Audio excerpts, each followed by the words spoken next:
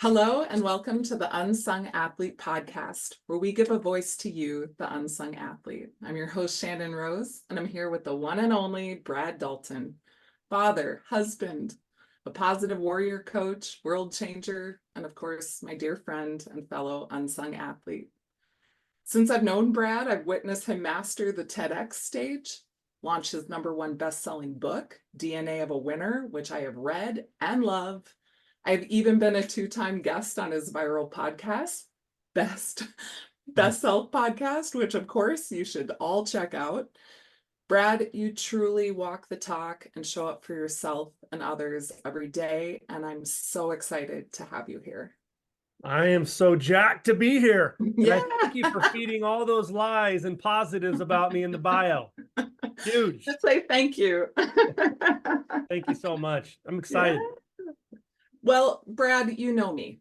I have to start with love. So tell me, what do you love and what are you grateful for today? Man, that's a loaded question there, girlfriend. Boy, I mean, one, I love that my toes touched the floor today and I could feel gratitude. I feel gratitude for so many reasons. Everything starts with my family.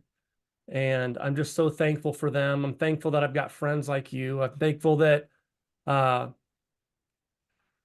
I'm thankful that I'm thankful for everything. I've had the opportunity to travel the world. I speak internationally, and I go to some of these places where, man, they're living with so much less. And on one hand, I just feel sorry for them, and I feel grateful for what I have. But then you look at these kids who are running around with bare feet and no shirts on, and they're smiling, giving people high fives. And so I'm grateful for my family and the people I'm surrounded with, but I'm grateful for the people like that. They can show us that you can love um, and make it a verb, and you don't have to love with things. And so, I mean, we could talk for 60 minutes on the things that I'm grateful a whole for, podcast sister. on that. Yeah, totally. But yeah, that's kind of where I'm at. Well, thanks for bringing us into your heart. Let's start there. But I know you've been an athlete and a coach, and you've trained many teams and athletes over time. You still coach in business and you coach teams. Mm-hmm. Yet today, in this moment, do you consider yourself an athlete, and why? Well, I don't know if I consider myself an athlete, but I compete. I Mm. mean, I compete every day. I compete every day against the best version of myself. I compete against the best version of my yesterday self. I compete against the guy I was 15 seconds ago. I'm always trying to be the best version of me and not get caught up being comfortable. I mean, I think the best of us, we grow when we're stretched, and that's me. I mean, the growth part is the fun part. Growth per word, growth per conversation, growth per action, growth per thought. All these things get me fired up, Shannon Rose. And so, I mean, tactically, am I going to run a 4.340 today? Am I going to have a 40-inch vertical? Am I going to KO somebody in the first round? That kind of athlete? No. But I work with athletes for a living. As you mentioned, I work with businesses and education. I'm kind of a little bit all over the map. And it's the same deal. We've got to outcompete the best version of us. So we're not competing against someone else. We're competing against the previous best version of ourselves. And every day is a competition. And competition doesn't have to be nasty. Competition doesn't have to be super nerve-wracking. And if you are getting nervous, you're not alone. UFC fighters don't go into a ring not nervous. These tough guys, these badasses, these dudes, they get nervous too. Game 7 of the World Series, the pitcher on the starting on the mound is going to be nervous. We just had Game 7 of the Stanley Cup. I mean, that thing went down to the wire. I guarantee you those guys had nerves going in. Yeah. But how we use that nervousness and how we use perceived anxiety, that's going to allow us to compete at a high level. I think that anxiety is just enthusiasm without the breath. Mm-hmm.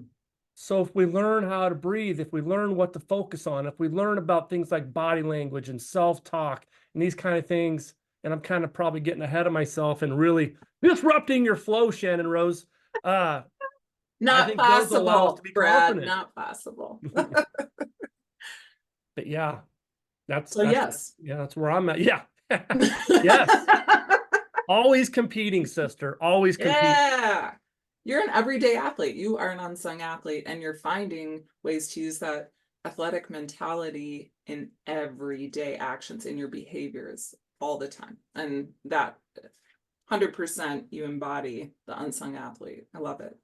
Thank you. Yeah. So tell me your origin story. When did you first consider yourself an athlete? Oh man, I think probably coming out of the womb, sister. I mean, uh, originally, when I was really young, I was surrounded by athletes, and my family loved sports and whatnot. So, I mean, my idea of an athlete at first was just I like this sport. I like Yeah. playing this kind of stuff. But, uh, as I grew up, I was fortunate. I was on a lot of competitive, really good teams.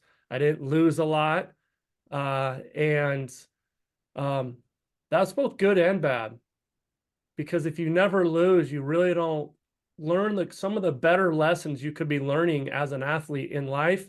They happen when you lose, perceived loss. And so from the very beginning, though, I mean, and now an adult, I can look back at all the lessons that I learned competing when I was younger, and how much they've helped me as I've moved along. And I've helped my own kids, I helped my own clients. A lot of the stuff that I teach today, I started learning when I was a 7-year-old kid. And so I've been an athlete for as long as I can remember. I've been competing as long as I can remember. Sometimes, I think, I don't know what your upbringing was like totally in terms of reaching back that far, but sometimes when we're younger, we don't realize just how much we're learning and how much this is going to pay off for us. And even as we move along, the only thing that's really different about me now, perhaps, is just my awareness. Yeah. When I was younger, I was unaware that I was unaware. And as I've got into this business and life and parenting and all that stuff, I've just started becoming more aware, and more aware of what to look for, Yeah. and more aware of what the success road looks like. And now I can really take those things and make my next 15 seconds better, makes my Yeah. next 24 hours better, my next quarter better. Um, so yeah. I love that. Quick story on my end, because it made Yeah. me think of something, is my youngest, she's Mm, 10. She asked us to do travel soccer. So she mhm. was in rec soccer. She said, I Yeah, need more. This is not right. enough for me. I want to learn more. I'm like, when your kid says that, you step up to the plate and you do more. You make it happen. So she Yeah. was in a game, and she made a goal, but she was slightly offsides. A Mm, controversial call. mm-hmm. Everybody was up in arms about it. Mm-hmm. But what happened was that was her first goal she'd ever made in a game, and it was taken Mm-hmm. away from her. Mm, What it did was it lit a fire under her mm, and the team. They came back and answered back with 3 more goals. She assisted 2 of them. And mm. since that game, she has been a totally different player because, like you say, of a failure. Isn't that cool? I And love I that. know that will be something in her. She's always going to be like, I know I can do it. I'm going to chase it. Let's go. But Mm. it could have gone either way. I So anyway, love that so much. I love how you touched on that, because that made me think of this just real small example as a Mm. child, as a 10-year-old, and now how that will be a core memory as she looks at failure in the future. I Ooh, love that so much. me too. Oh,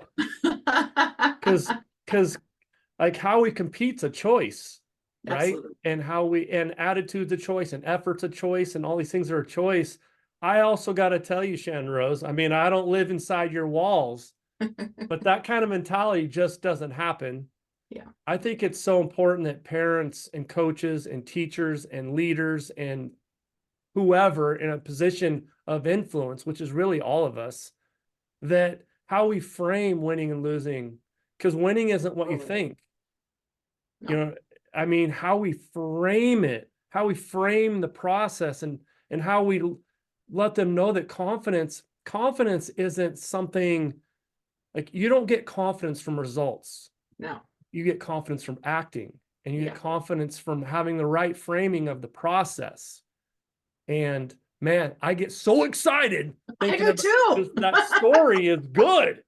It's so good. Reuse it. It's Yeah. like one of those stories you just got to keep telling because it's so real. And then you can apply it to something at this level in this Oh age. yeah.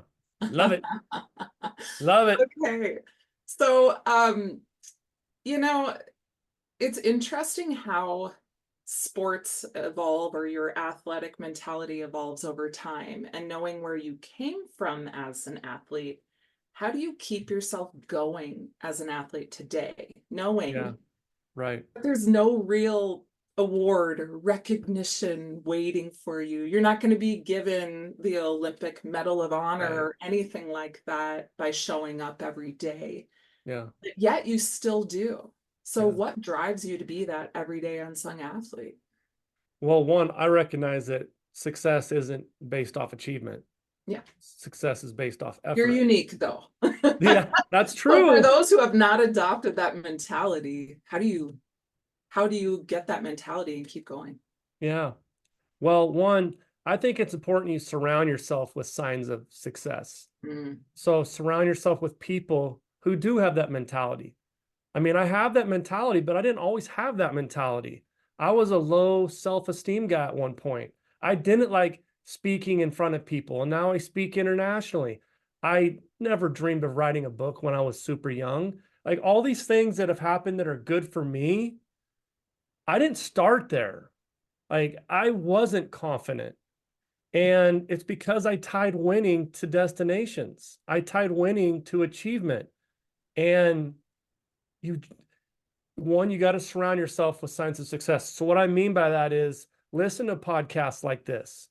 What are you listening to for your music? What are you wearing? What are you surrounding yourself? Like, what does your room look like? What is your, yeah, it's lift more, exactly. hate less. Love it. Amen. Amen.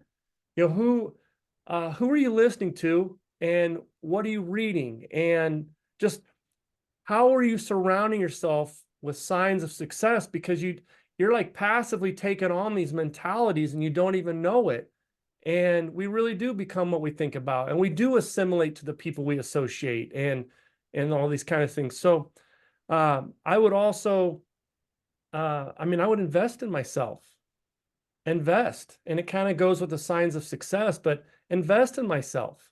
How am I today trying to get just a little bit better than I was yesterday? And we all hear about this 1% more, be 1% better every day. You can be 36, 37% better. That is an awesome concept. I don't think it's totally realistic. It's really sexy, but I break it down more like 1% of the day. So if I'm trying to Mm, be 1% more kind today, Shannon Rose, 1% of today is just 14 minutes and 27 seconds. yeah. Can we not find 14 minutes and Right. 27 seconds today? Out of 24 hours, 14 minutes and 27 seconds. Can we not find 14 minutes and 27 seconds to be a little more kind? I Yeah, want to be a better big brother. I want to be a better teammate. I want to be a better in this aspect of my coaching, where I'm trying to have an impact and create something in this person's life. I'm trying absolutely. to be a better athlete. I think we can do that. So those are just a couple ideas.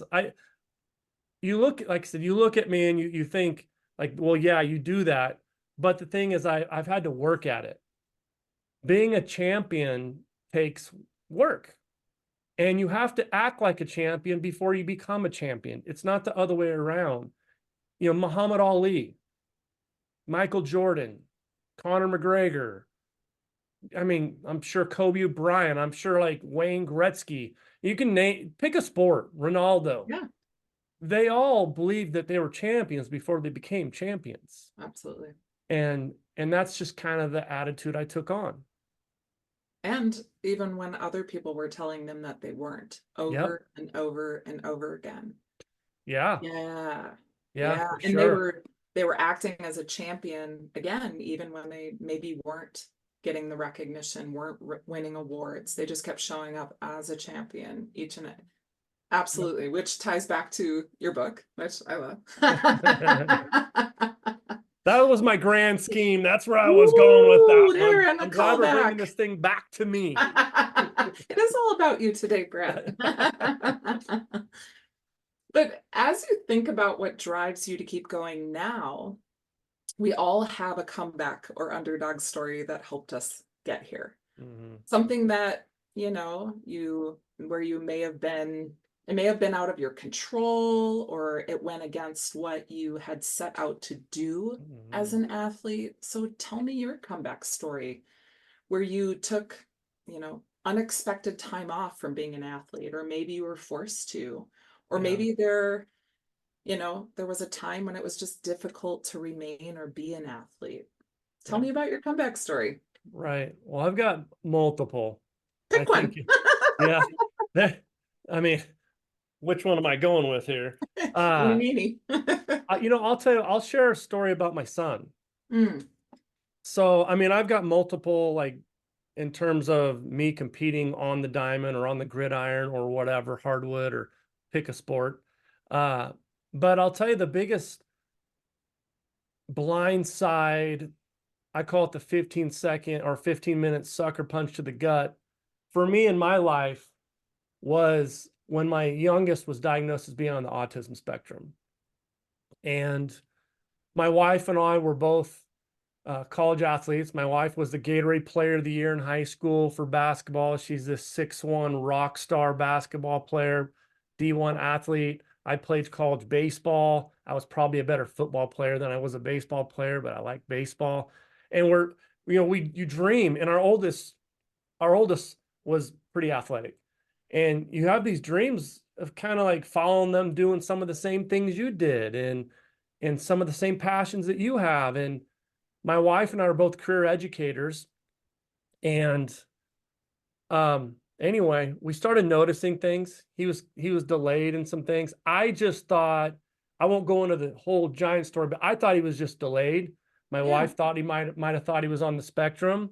And really, we kind of went back and forth on getting him checked out. And finally, I just did it just to kind of make my wife happy because I didn't think he was. She thought he might. Anyway, we go in there. They do this massive breakdown. I mean, like 25 pages of questions we had to answer and all this stuff. They knew him inside and out. And we get in there to the doctor and we're 5 minutes into the conversation and she's talking. I just stopped her, said, "Hey, I just got to know, is he on the spectrum?" And man, it's like I barely finished my sentence.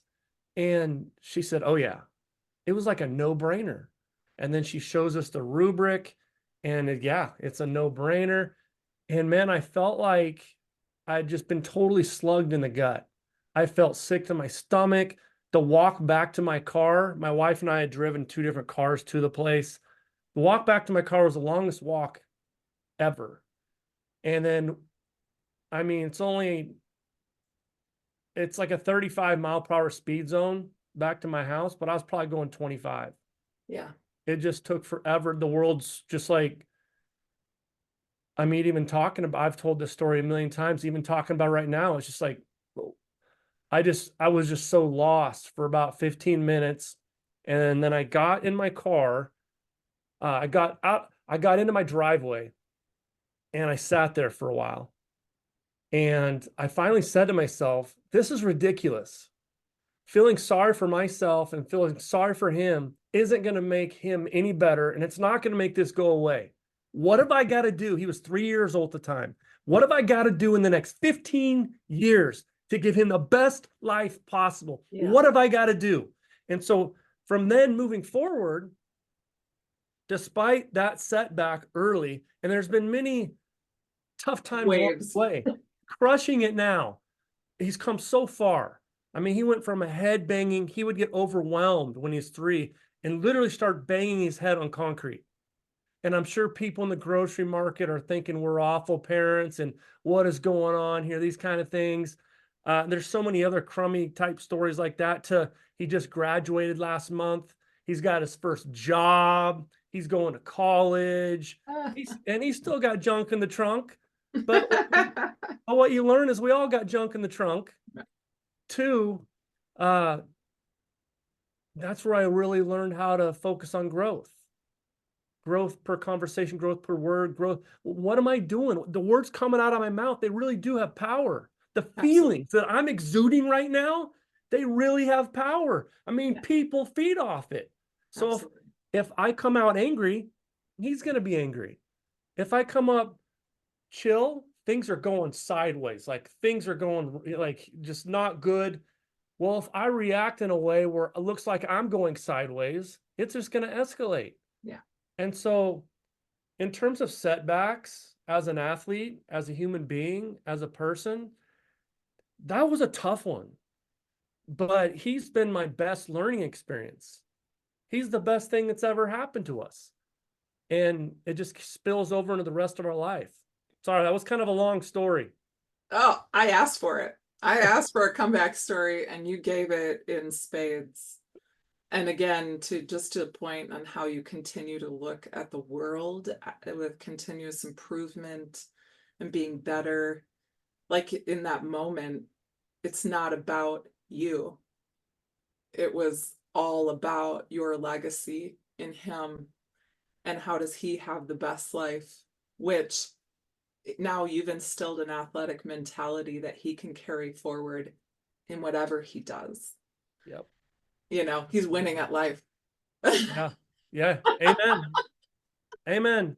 There's so many life lessons every day we could all pick up if Yeah, we would just pay attention. let's pay attention. I Yeah. mean, And let them sink in so they just become part of you instead of just I recognize and go. Just let that settle for a little bit because yeah. that one's a good one. Well, and Congratulations. we all have standards. The thing is that I talk about all these things with him and being flexible and being cool with non-typical and recognize the difference between anxiousness and meanness and talk about all these things, but and I forget where I'm going with this. Which is okay. I had a point to this. It was really good, I promise. I'll think of it 10 minutes after off Yeah, air. bring it back. Just like you did the book, just bring it back, There you go. So I know my own journey. There's always that maybe one person who sparked the athlete, right, in you. And for me, it was Mr. Avalone, my fifth grade basketball coach. I kept saying sorry to everyone. I kept knocking people over and feeling bad about my power. And he basically said, knock it off or I'm going to bench you. And he said, never apologize for your strength and your power. Mm, So for me, that like something clicked, just like with my yeah. daughter and missing that goal, something just clicked in me. And that was the moment I really consider that I became an athlete. Who is that one person in your life who you'd like to thank? And how did they help you and inspire you to become an unsung athlete? Yeah. Well, I had a lot of people that loved me growing up, but I was a perfectionist and I didn't necessarily play relaxed. And the relaxed, confident guy wins in life. Mm, And it wasn't until I got to college baseball, I had a coach named Rick Bauman. And he just, there's a long story how I ended up on that roster. And I don't have to go into that story, but I was an underdog. I wasn't supposed to be in the starting lineup. I wasn't supposed to be the guy. And by the end of the year, I was in the starting lineup. And I had beat out some really good guys and really good players because he recognized the process. He recognized the value of work ethic, being a team player, of playing fearless, of being mm, aggressive, selectively aggressive, of all these qualities that do have a lot to do with winning, but they don't show up on a stat sheet all the time. And he just believed in me. He believed in me. He believed in me when maybe a lot of others didn't. He yeah, believed in me. He just gave me, we don't need other people's permission to be confident, but I really did feel more confident because of his belief in me. And he showed me that I have it in the tank, that I have the juice, that I don't need someone else's permission. He gave that. I mean, I hate that I needed someone else's permission to feel that way, but that's the truth. At that time in my life, it took someone else that really believed in me when I was the underdog. And he gave me that chance. And it really, frankly, I might not be here with you today had he not done that, because who knows how long it would have taken for me to get confident and all that jazz had it not been for Coach Bauman. Yeah. Thank you, Coach Bauman. He's the man. For He's the Brad. man. All right. Well, we've talked a lot, but I'd like to get now into a little bit of the future, which is, what do you want your legacy story to be when people think of Brad Dalton, the unsung athlete? What do you want them to think, say, and feel? I want them to say that guy was a servant leader. I want them to say that guy really cared about his people. Mm. I want them to say that, man, relationships really were king for Brad. Brad really cared about his people, and he served. That's what I want. That would be my hope, that my legacy would be that guy really cared.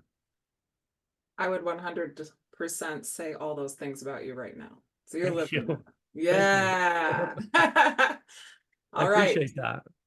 Now for our final question. You've got 30 Bring it. seconds. All right. Bring it, girlfriend. What is one thing you want to say to inspire the world today? Your best is good enough. Your best is not just good enough. Your best is more than good enough. You don't need to be more than who you are. Just show up as all that you are.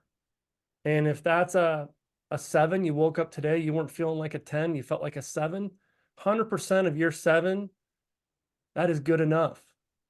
And so I would just, man, my toes touch the floor today. Just know that, like, you weren't meant to star in someone else's movie. You're a fantastic beast.